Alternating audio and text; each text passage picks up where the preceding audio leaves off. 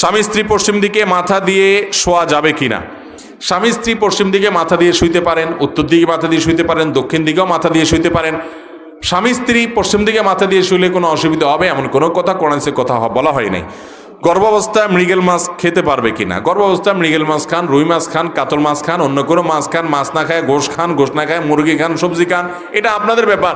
ইসলামের নাম দিয়া এরকম বহুত বানোয়ার ভিত্তিহীন কথা আমাদের দেশে মানুষ বানায় রাখছে। আর আমি দেখছি এসব আজে বাজে ভুল ফতোয়া সব মহিলাদের উপরে আরোপ করে যে এটা খাইতে পারবে না।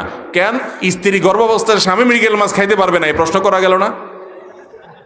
ও স্বামী কসকস করে ঠিকই খাইবে, ওই বেচারি মহিলা খাইতে পারবে কিনা সেই প্রশ্ন। যত রকম বানোয়াট ভিত্তিহীন মাসালা বেশিরভাগ মহিলাদের উপরে। অবশ্য এই মাসালাগুলো মহিলাদের মধ্যে মহিলারাই বেশি দেয়, পুরুষদের চাইতে মহিলারাই বেশি দেয়। বৌমারের শাশুড়ি যায় বলে, আরে মৃগেল মাছ খাইতো না এই টাইমে, তোমার না পেটে সন্তান আল্লাহ তাআলা রাখছে, খবরদার এটা খেলে ক্ষতি হয়ে যাবে, আরো বেশি করে খাবেন।